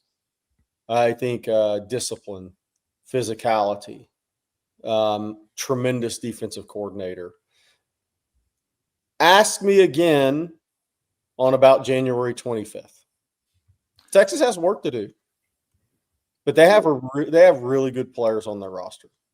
I mean, they just beat Michigan without 7 defensive starters, essentially. I'm with Jerry just because my concern is, are you going to have the kind of depth to make a deep playoff run? Are you going to have the kind of depth you need to get through a 9-game? That's what I'm waiting on. Yeah. And none of us knows that answer right now. Yeah. I'm glad you mentioned Muschamp, because that's actually regarding our next super chat here from Zach. He says, as best as you can you explain Muschamp's defense like I'm 5, please? Are we set up well for this with our current roster? What will be the shortfalls? I think that's a great question. So let's say when he's in a 3-man front, because I've talked about this, and I do want to keep making some points on this. Like when Muschamp's in a 3-man front, so he's in a 3-4, and his 2 linebackers are overhangs linebackers, which are your pass rush guys. I think there's in some holding the edge. I think there's why can't Lance Jackson play that? Well, Lance Jackson's 6'5", going to be 275. So I always say with Lance Jackson, when they're in a 3-man front, he's going to be more like play where Michael Williams did at Georgia. He's playing that 5. He is a disruptor. He is a athletic guy that can win there. And you have your 2 overhangs. I mean, remember, what would Georgia do? They'd take Jalen Walker from middle backer and walk him out to the overhang position, and he'd rush off Michael Williams' shoulder at times. That's where you can really give people issues. So Will Muschamp, when he's in a 3-man front, now he needs big noses. That's why they went out and got Ian Giffard. Josiah Sharma's on campus, now Zion Williams. So he wants big guys. He wants those guys who are 350, 360 pounds over the ball, 340 in that range, right? 350, 360, whatever it ends up being, over the football. And then he wants those disruptive 5 type of guys. He wants some length at that 5 at times as well. And then he has the 2 overhang backers. Then you have your 2 middle inside backers. That's where Texas has a big need. I think they got to get 2 guys, possible. It looks like maybe 3 from a depth perspective, with Bo Barnes trending away. But that's kind of in Texas, I think, still looking for another. They want one more overhang edge linebacker. That's why Wendell Gregory's in town. That's why Jaden Woods, I kept saying Jaden Woods was on my list, on my personal portal board, was as high as anybody, because I think he was such a future first-round level guy. And if you'd have put him opposite Colin Simmons, you could really give people problems. So I like even Azina. Is he an overhang guy? Not really. Can he play that? Can he continue? Can he play it? Yes. But there's going to be the mixing and matches. Obviously, when you go to 4-man, and he will be multiple. When you go to 4-man, that one's much easier. But for Muschamp with the current roster, I think when he's in 3-4, that's where he's got to build the roster to fit that more so, which is what he's trying to do right now. Jerry, it was 15 years ago, but his last year at Texas, we started to see him kind of tinker with some of that stuff, with how he was using guys like he used Keenan Robinson as kind of an overhang edge guy instead of an off-ball backer. He kicked Sam Acho and Alex Okafor inside situationally. So we started to see some of that. I think the main thing you'll see, though, when you've got guys, again, that can affect the quarterback at both levels of your defense, on the defensive front, your edges and your off-ball backers, now you can, if you can dictate the turns of the game, now you can get into some of the simulated pressures where you can show it and then bail out. The thing I love about Will Muschamp's defense, too, as good as his fronts are, if everything's clicking, you can play multiple kind of coverages behind it. And the thing that I like too, he values guys on the back end that can take the ball away. And I think that's something Texas really needs. You got a lot of it 2 years ago with Makuba and Barron. Didn't have that much of it last year. I like to see Texas get back to where you've got guys on the back end that can finish plays. Okay, we got more super chats to get to this morning. Big poke here. Does Texas have tryouts for walk-ons? I mean, I don't know with the 105 with where your scholarship numbers are. I don't know where that's going, where your walk-on program's going at this point. And on a related note, Jeff, can kids who don't sign turn around and walk on? I mean, in theory, yes, but I don't know. Yeah, that's just me that would be me trying to predict the future. And I just, on those last two questions, and I don't know the answers to those two questions right now. Okay, let's see here. I tell you what, Jerry, if you're ready, I'm going to let you tell everyone one more time about our sponsor this morning. That's South Point Dodge. And you're muted, by the way, before you do that. And you're still muted. The dog's barking and not my feet are tired. That's actually dog barking, okay? Hey, Longhorn fans, the holidays are over, but that doesn't mean the big sales events end at South Point Dodge. If you've been thinking about upgrading your ride, now's the time. We're talking about big price reductions on Ram 1500S, 2500S, and 3500S, plus Jeep Wranglers and Grand Cherokees. And here's the kicker on Texas football listeners: get 90 days before your first payment. And South Point Dodge will ship your new ride anywhere you are. Over 600 vehicles in stock, ready to roll for the new year. And those future road trips, those summer road trips, spring break road trips, everything you got coming up, South Point Dodge can help you get there. Check out southpointdodge.com or swing by I-35 in South Austin. Get to the point at South Point Dodge. Jeff, how you drive by there every day on your way home from Texas? Yes, I do. That motor mile in South Austin. All right, thank you, Jerry.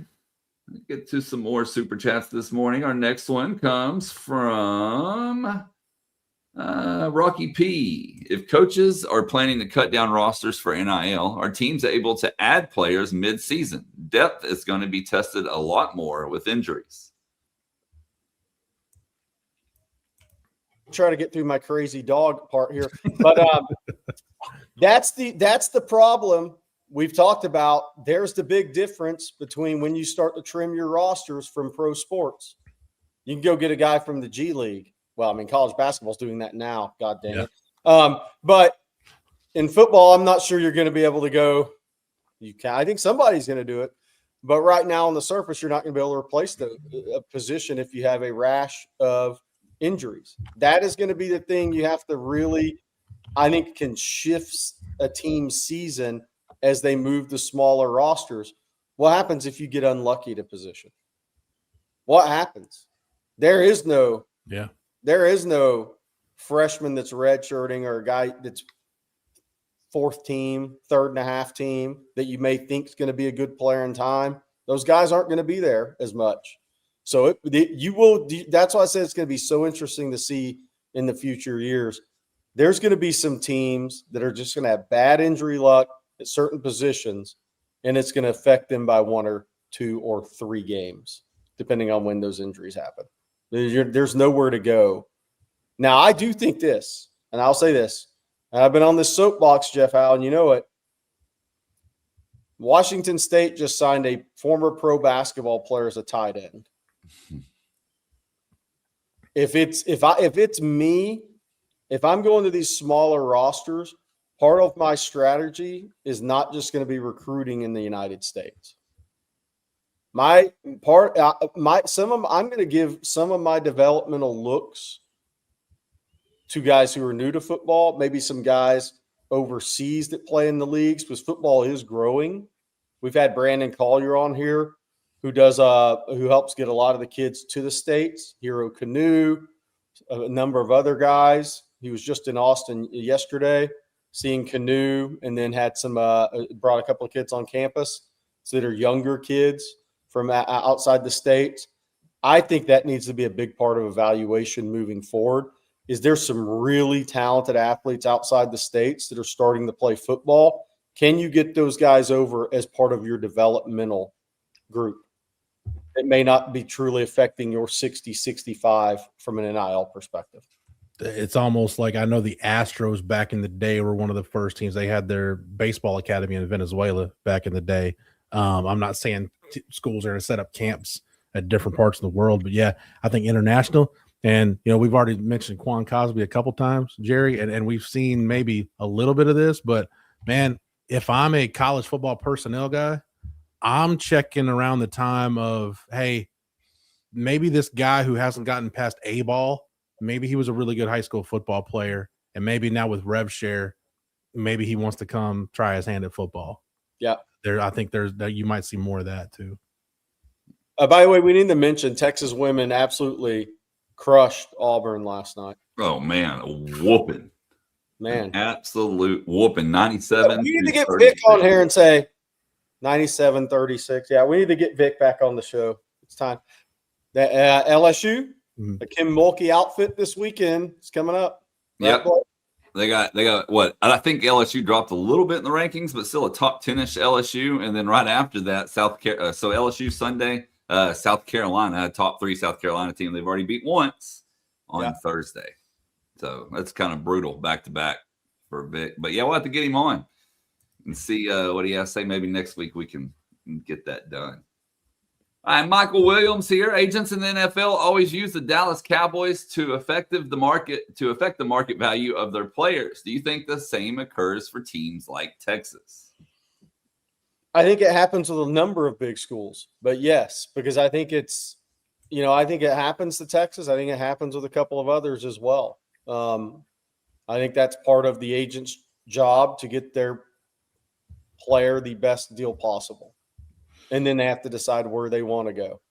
And that doesn't always mean it's the most money, but they got to their job is to get their guy the best deal possible. And then that guy decides where he wants to go. So absolutely. I don't think Texas is the only one either. Nope, because depending on what percentage that agent's getting, Jerry, that he may just want the biggest bag possible for his client. Yep. Eric wants to talk Parker Livingston. He says, did Livingston always want to leave for OU and needed an excuse to leave? Or did Sark screw up and not wait to give Livingston an offer before he had a replacement of equal or better talent? Well, I think Texas is trying to upgrade their roster. I think there's a certain amount they had allotted for players they thought were at a certain spot. Well, 2 on the depth chart. Then it's up to the player and the agent of the player to decide, do they want to remain at the school? If you say, look, man, probably going to be a second team player. This is what we have for that. Then you have to make a decision. Now, when you make that decision and you leave and you go somewhere else, doesn't guarantee you're going to be a starter. But I think those decisions have to be made. And I think that's what happened with Parker. Let's see here. Juan Garza says, Jerry, is that why Del Conte wanted to hire Mario Cristobal before Sark? You think he knows what to hire in coaches? I have never heard that, honestly. So I can't comment on that one. Thank you for the question, but I just don't. I can't. Wait, how much is this worth? Do I have to put Is this Is this a third of a lampshade? Half a lampshade? That is $12.75. Quarter of a lampshade. Son of Guire. I think I have, according to Google anyway. Son of Guire, thank you for the super chat. Says, we obviously have a big need at offensive line and linebacker. Neither has been adequately addressed. Who is to blame? Is it coaches, donors, other? You can blink twice if you can't say because it'll sour relationships with sources. Well, I mean, look, Texas made some big offers. Those guys went elsewhere. I mean, at the end of the day, one of the Michigan offensive linemen had about double to go to Texas. And so he chose to return to the school he originally signed with. So, I think with that Christian Allegro, I think Texas had the highest NIL bid there. He chose to go to Ohio State. I think in general, on those two positions, I think Marcus Myers here on the channel the other day summed it up the best. If you're looking at the portal as a 4-quarter game, you got your head handed to you in the first quarter. It wasn't good, but you still got 3 quarters left to play to see how this thing ends. So yeah, it will ask me again on the 16th if O-line and linebacker have been adequately addressed, and I'll go from there. I do want to address something that came up in the Parker conversation here.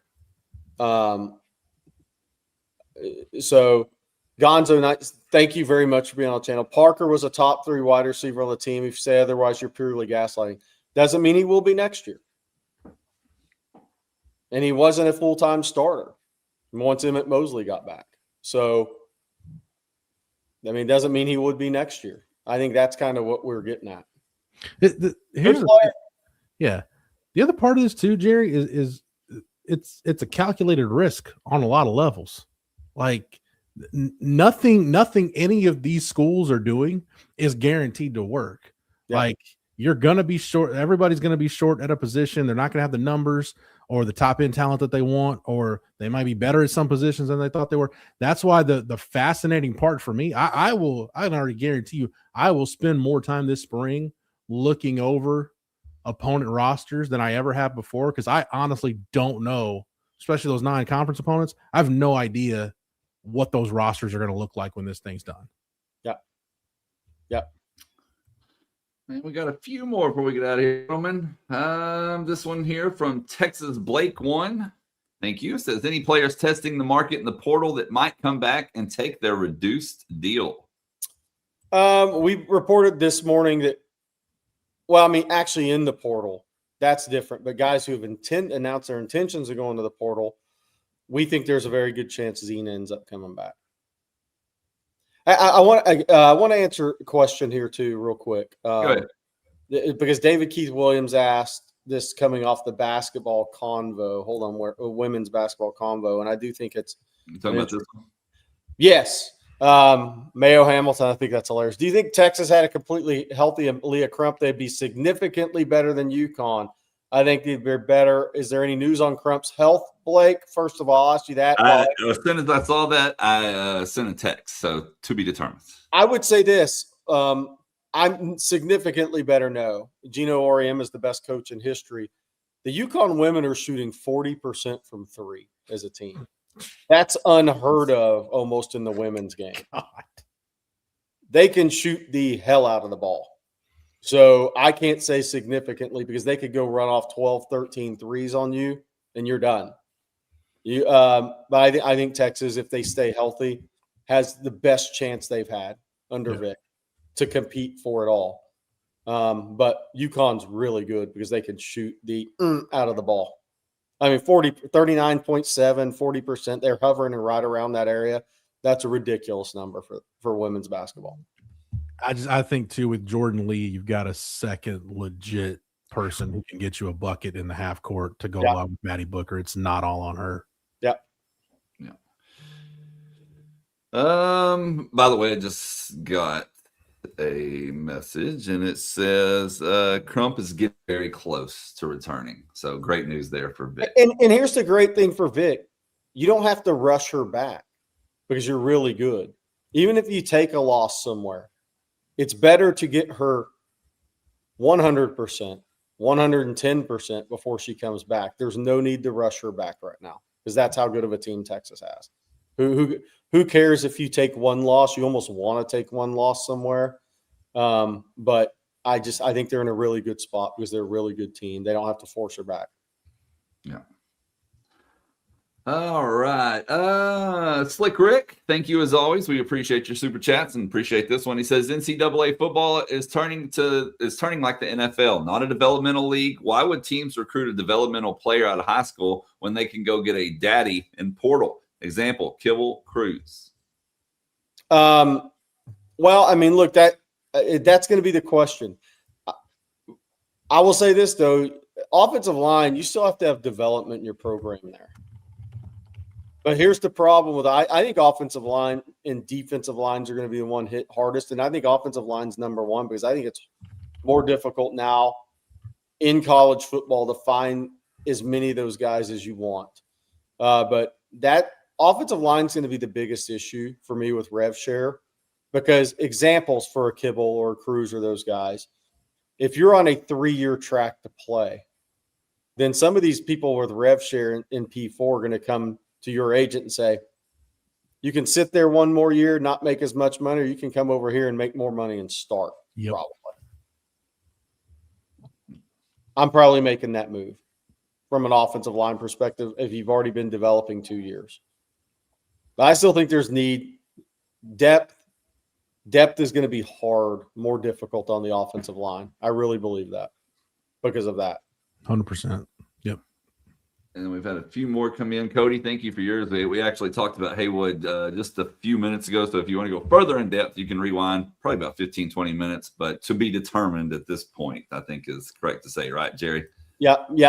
Nothing new there. We haven't heard of anything concrete with Ty Haywood. Look, he didn't like Texas much out of high school, didn't have much interest. Texas didn't really pursue him hard either. I just don't think that was going to be a match out of high school. Can things change in the portal? Yes, but here's the thing. Texas is looking for experienced guys right now, but we have heard there is a possibility they would take a tackle that may be a year into their development that may be willing to develop one more year that has a lot of upside and walk into a starting spot. Dim Horns with the super chat. Can preferred walk-ons become the college practice squad? I mean, that's not going to give you the look you want. Yeah. Like when Sark talks about two spotting, those days may be over, by the way. That's not really the look you're ideally looking for. I'll say that. And the problem, sorry, Jerry, but the problem with preferred walk-ons at Texas too is unless you're putting them on scholarship right out of the gate, you got to get them into school. Yeah. Which at Texas is easier said than done. Dave actually asked earlier, and I wanted to bring it up. Joe Bruner, right guard, Wisconsin, expected to stay in the Midwest. We'll see if that changes. Jason asked, is Texas still recruiting Cooper Witten since his dad went to Oklahoma? They can try. So can I. And I will not win. Another one from Slick Rick. Sorry, Slick, I didn't realize I missed this one a minute ago. Is it safe to say high school recruiting isn't as exciting anymore? What's the point of recruiting players if they'll leave to the portal after a year? Well, I think it's a great question. And I think at the major schools like Texas, right? Your blue bloods, you're near blue bloods, your team's trying to become blue bloods or have the feel of a blue blood. I think it's going to be the higher end guys, which is crazy because in my business as somebody who used to be over in national rankings and part of national rankings at different places, our rankings actually affect how much kids can make from NIL nowadays, which is nuts to me, but it's where we're at.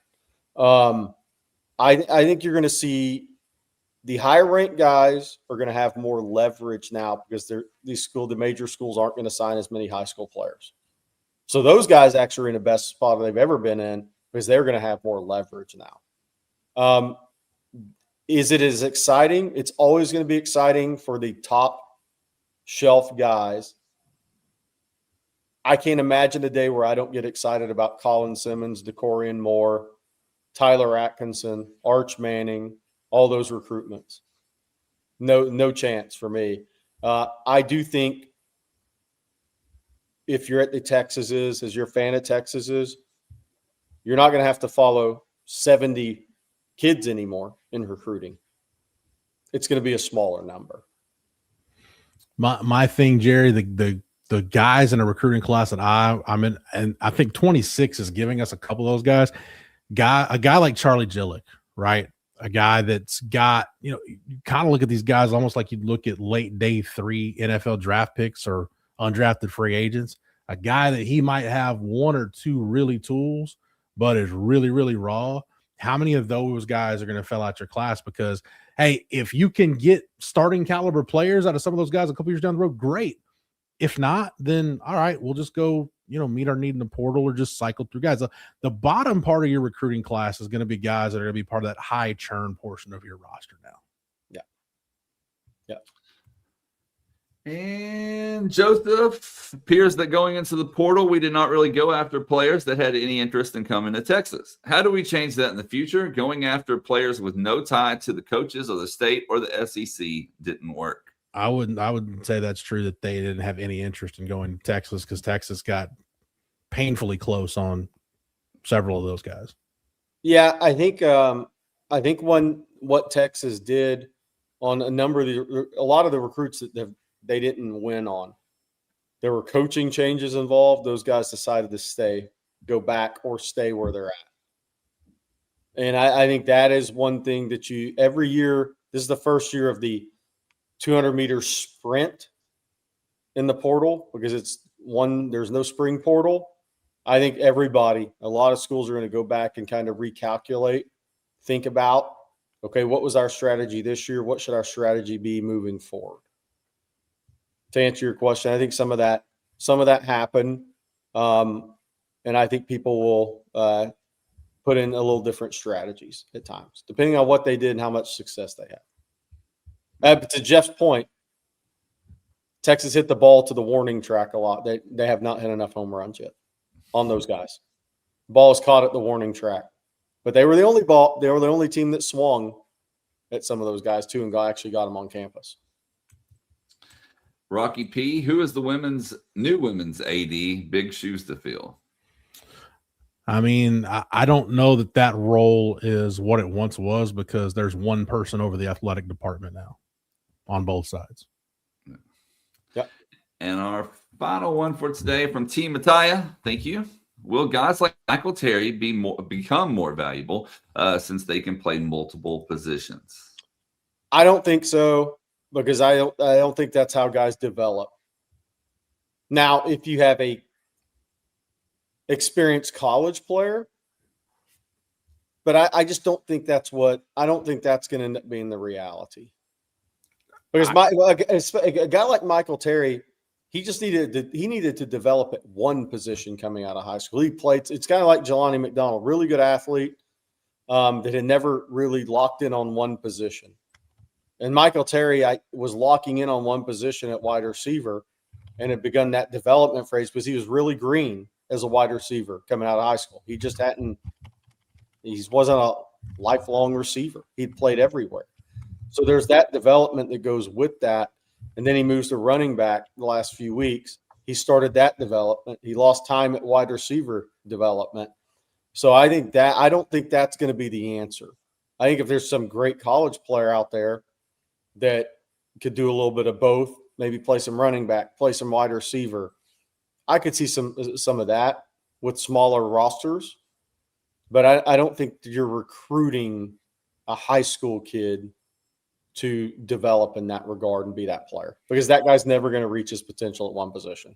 No, and offense is still specialized for the most part where you're going to get the position flexes guys on defense. You want to can you find the safety that can also be a big nickel? Can you find the corner that can play nickel? Can you find the off-ball backer who can also be in your pass rush package? The bigger, the 5 technique edge who can play on the edge, play a wider shade, but can also kick down inside. Defense is where you find more position flex. And if we are going to an NFL model, that's exactly how NFL teams do it. And by the way, I didn't think about this on the recruiting question earlier, but it just popped in my head like the rivalries in college football.